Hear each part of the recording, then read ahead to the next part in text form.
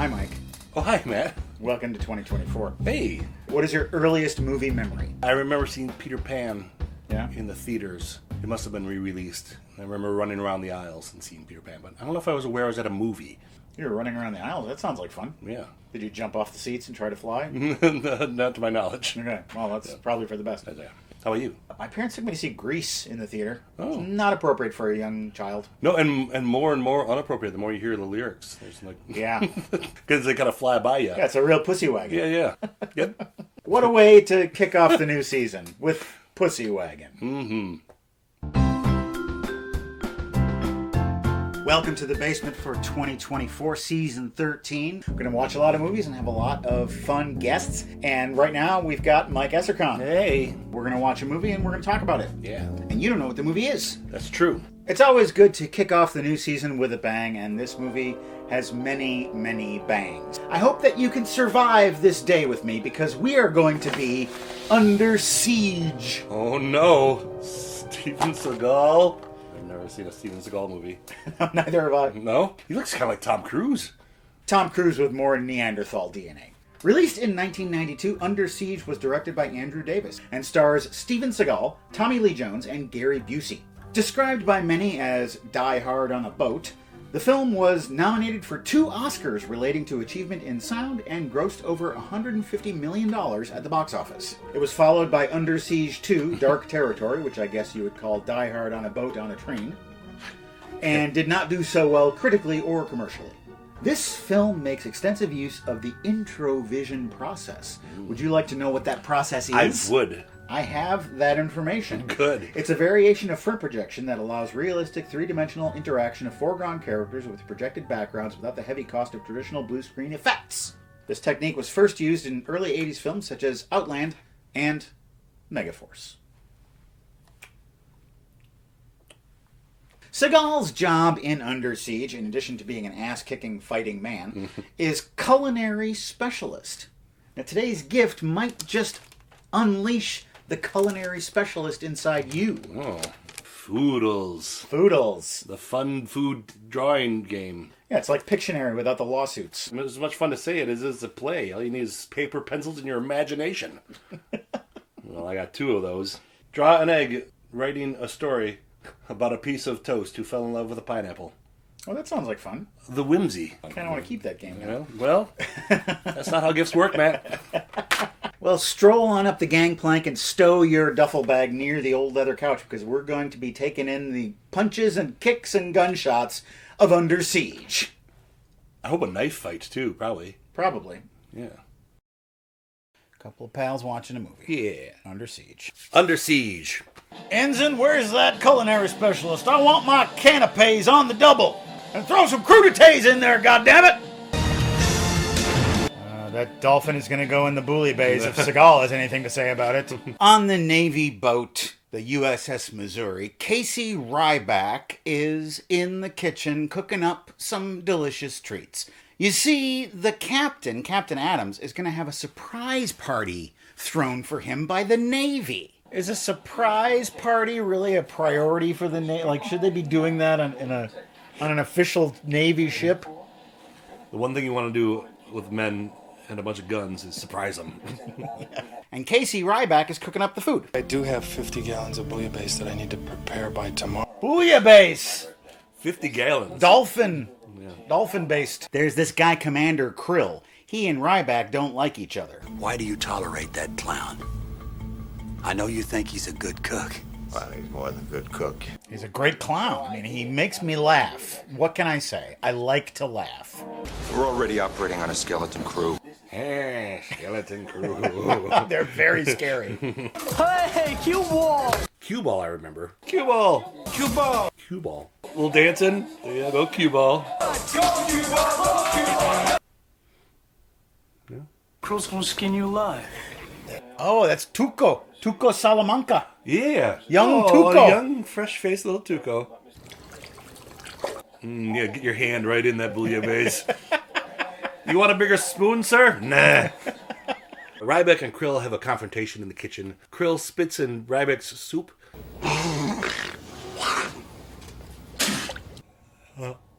That grossed me out.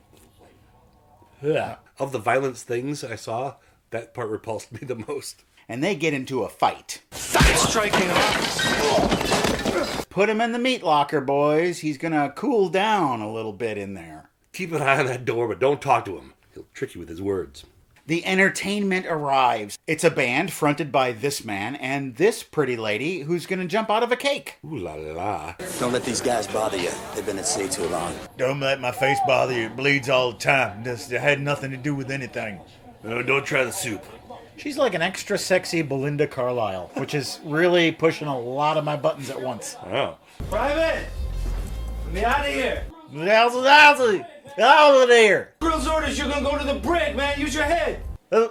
Get you back up by E1 prick. E1, E2, B7. Battleship. The surprise party happens. And it's fun. There's music. Tommy Lee Jones, professional blues reactioner. Commander Krill shows up dressed in drag. It's hard to believe that soup-spitting hard-ass has this amount of whimsy in it. Or that big of bazooms. Get my pies out of the oven. All right, now the pies are out of the oven, put them all on a tray, and then go to the top of a tall staircase. And then sing the amount of pies on the tray and what kind of pies they are, and then fall down the stairs. And then the guns come out. Oh, damn. Oh, no. Everyone's bad guys. Including Commander Krill. Krill goes into his safe and takes out some computer disks. They take over the boat. Conga line. This is a fun party. Your destination is the forecastle. Cooperate and you will not be harmed. Don't cooperate and you'll get totally forecastled. It is a rare thing. You guys ever have tossed meat? I like to eat it like I'm a tiger at the zoo. Ahoy, hoy. Private Nash, Yes, sir. I want you to keep Ryback under control and do not open the door. We heard something what sounded like gunshots. Those are party poppers. Some of them are semi-automatic party poppers. Those really sound like guns. These party poppers. The leader of the terrorists is William Stranix. With names like Stranix and Krill, these guys are born villains. They can't be anything else. They're gonna go get Ryback out of the fridge. Get your hands on your head. Get him on your head. Turn around. Do the hokey pokey. These are some really fun party poppers. And they try and get Ryback, but Ryback is too smart for them. He outwits them, he traps them in the cooler, and he goes off on his own. I don't know, Captain, these clocks are going crazy. No idea what time it is. Back in Washington, the Navy brass are having a meeting. Stranix was on a mission where a bunch of guys got killed, and so he's got a vendetta against the Navy. And that battleship has some Tomahawk missiles on it, nuclear missiles. Who knows what they'll do with them? The ship contains 40,000 rounds of 20-millimeter Sea Whiz. You did say whiz. That's a lot of whiz. General? Well, we couldn't afford a red phone. You have a maroon phone. It's not quite as disastrous. What the Navy doesn't know is they're gonna sell them. They're in it for the money. Die hard on a boat. Taint's eye view of the terrorists. Ryback is walking through the party room. He sees all the corpses. He shoves this dumb cake out of the way.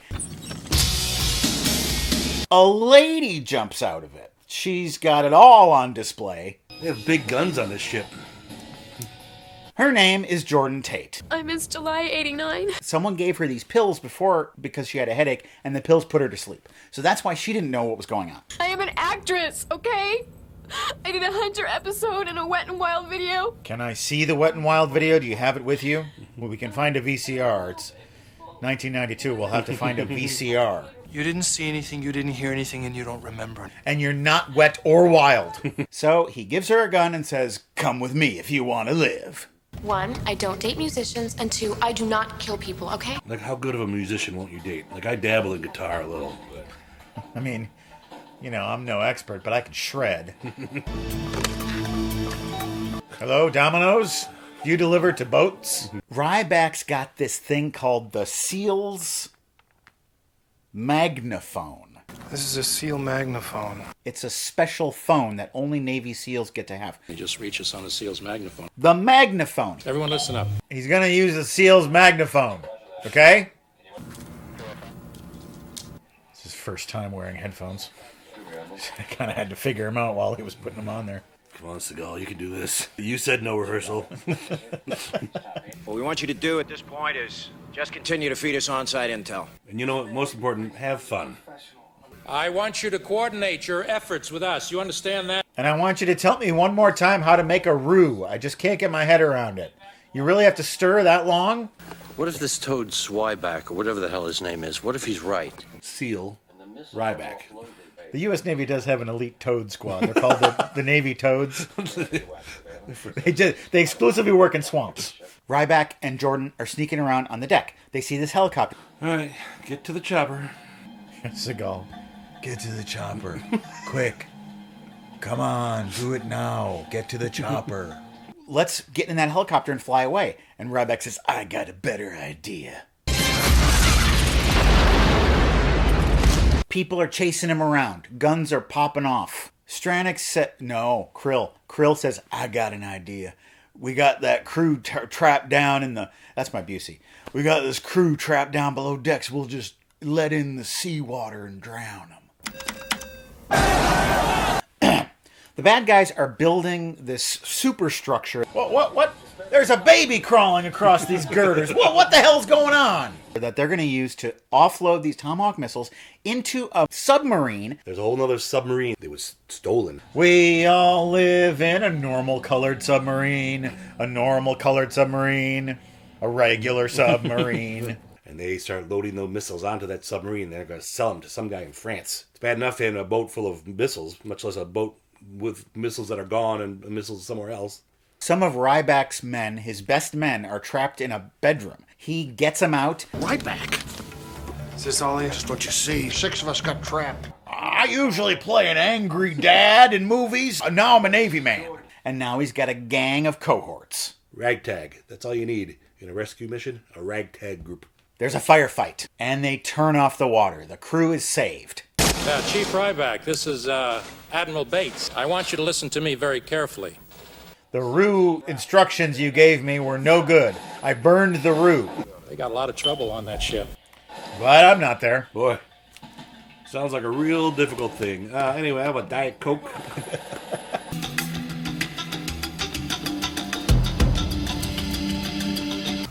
Talk to me. No, talk to me with words. The submarine is getting away. It's got a bunch of missiles on it. Fire in the hole! No more Commander Krill. No more submarine. Stranix gets wacky. All of my life. Saturday morning cartoons. The best. I hear you, buddy. I miss them too. Yeah, are you okay? He launches 2 nuclear missiles at Honolulu. Yeah, I'll have the stuffed jalapeno poppers. Fighting with the bad guys. Oh! Rips a guy's thing out. He roadhoused him. Not only good at cooking, he's good at killing. I'll take that weapon. Oh, dang it. I didn't check my 6. He takes him into the missile room. He says, hey, check out what I'm doing. Those missiles. I launched those missiles. There will be no return. I got the key. It's this key right here. If you had it, you could do something, but you don't have it. I have it. I hope you won't have it soon. Knife fight! And that's a really good knife fight between the two of them. They're both trained in knives and probably would have made great buddy chefs.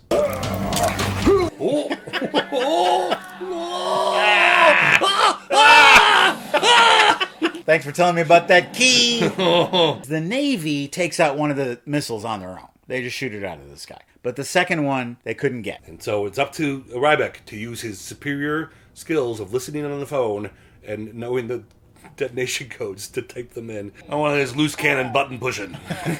4, press 4. I think 6.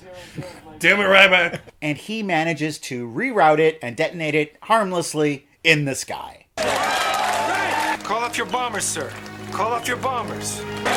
We'll call him off later. Yeah, We're celebrating right now. Casey Ryback has saved the day. Here's one move. Oh, gross!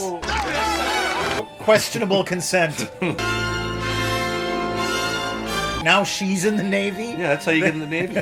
You can't be an honorary Navy member. She cleaned... It's not like a university where they just give you a degree. She cleaned the boat. And they are no longer under siege.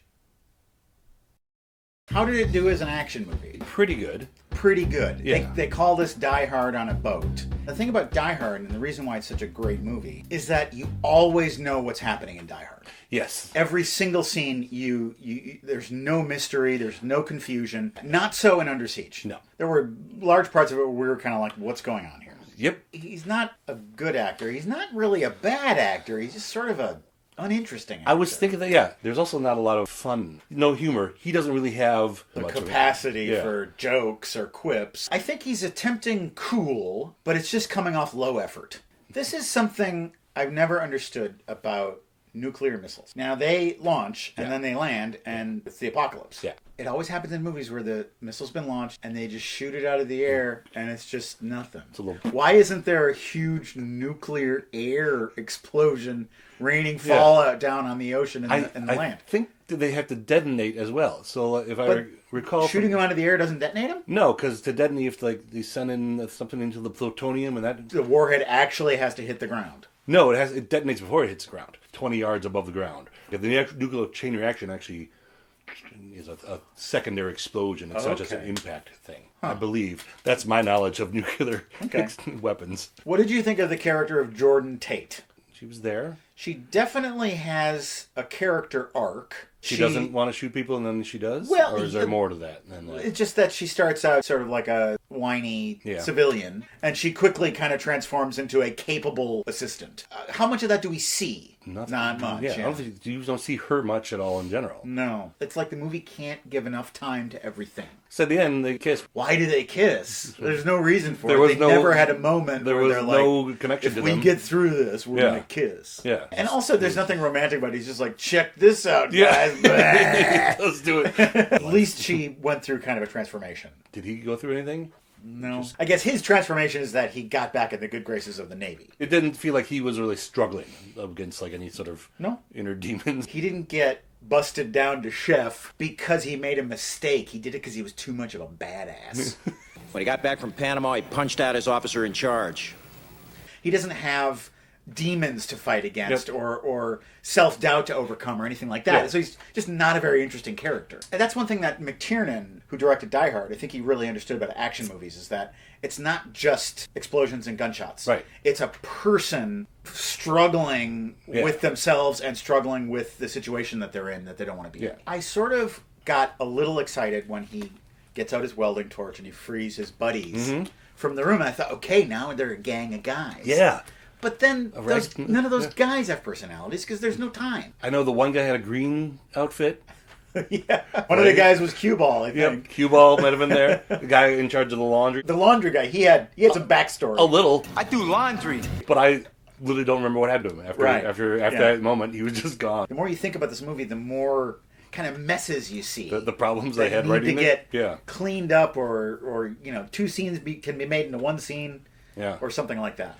Overall, I mean, as an action movie, I did enjoy it. Under Siege has concluded. We had a good time watching it. If you watch it, you could have seen it as well. Speaking of seen it, now it's time for Seen It. Seen It! The first movie I want to talk about was given to me by a nice lady named Peggy, and it is called A Patch of Blue, and I Seen It. I seen it too. This is about a blind girl who basically falls in love with a black man in the early 60s. Yep.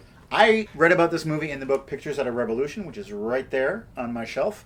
And I was always under the impression that it was sort of an artifact of its time. I thought it was really good, and I thought the lead actress, she was really great. The thing I liked the most about it, the villains aren't totally villainous. Like, they have moments. Like Old Pa. Yeah. He's an old drunk, but he's occasionally kind to the girl. The only character who doesn't have any of that nuance is the main character Sidney Poitier plays. Oh.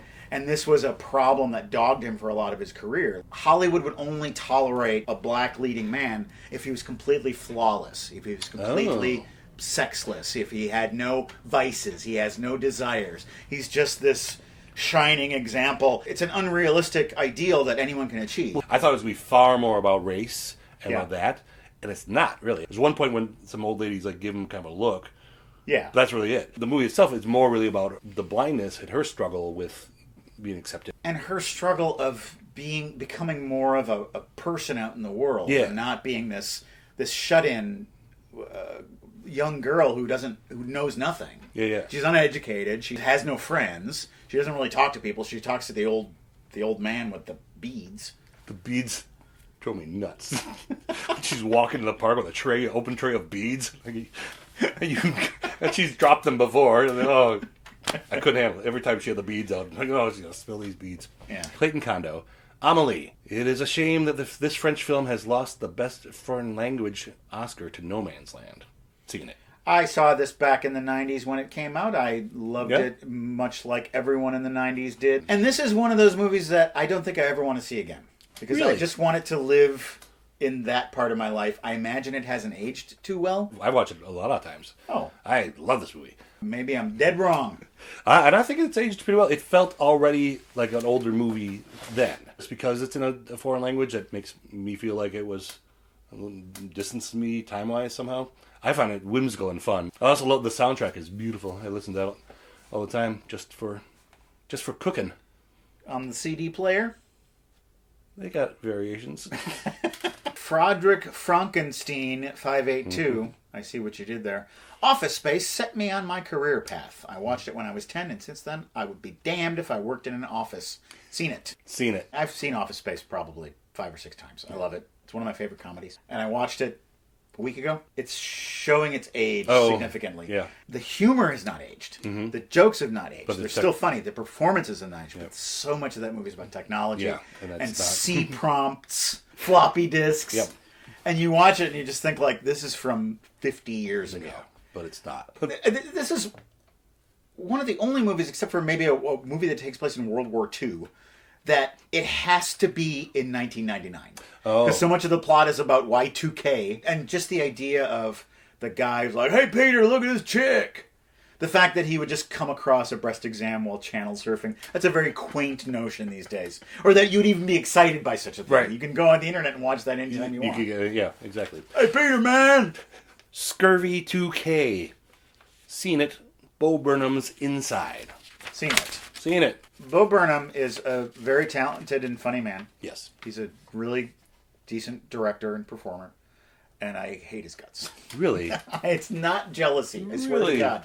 Even though once we were peers, it's not jealousy. I don't know why it is. I think it's because he has, as is sometimes said, a very punchable face. Yeah, he does. Yeah, exactly. And I watched Bo Burnham's Inside, and I found it insufferable. But I thought the production values were really stunning. Yeah. And the way that he uses lights and green screens and blue screens and whatever. I was really intrigued by that, and I found myself watching that a lot, but all his little songs and skits I didn't care for. I enjoy Bo Burnham. It's one way you can tell me and Matt are apart. I've watched this many times. The vibe I get from him in general is that he uses kind of a smarminess and his talent as a defense mechanism from learning who he really might be. Right, yeah. I see that, and it reads to me better because I do the same thing. I don't have similar talents. I have different talents, but I do the similar thing. It's a defense. Yeah. People who are funny people tend to be painful people and people who've been hurt. And people who have developed this as not only a way to get along in life, but as a shield. If you want to go somewhere that is full of tasty visual and... what? Tasty? Tasty what visuals. What am I even saying? Go to our website, welcometothebasementshow.com. That is where our entire back catalog is, and there are PayPal donation buttons where you can make a one-time or rolling monthly donation to support this show. It doesn't take a lot to help us out. And I want to shout out Elizabeth, who gave us a very generous donation. And thank you, Elizabeth. Mwah. And thanks to all of our one-time and rolling monthly donors. If you want to see me have some more interactions with this fellow, you can check out Unboxing, which comes out this coming Friday. We've got some packages to open. We've got some questions to answer. It's going to be a fun time. Before we go, I have a viewer comment to read from Sandra Ann, who says, when are you going to have a female guest on the old leather couch? I don't know. Might be sooner than you think. Oh. Now, take a look at this. The disc, Mr. Pitt. Guard it with your life. Of course. Can I guard it with a gun instead? Commander Krill. You sound like a character that should be on SpongeBob. Get my pies out of the oven!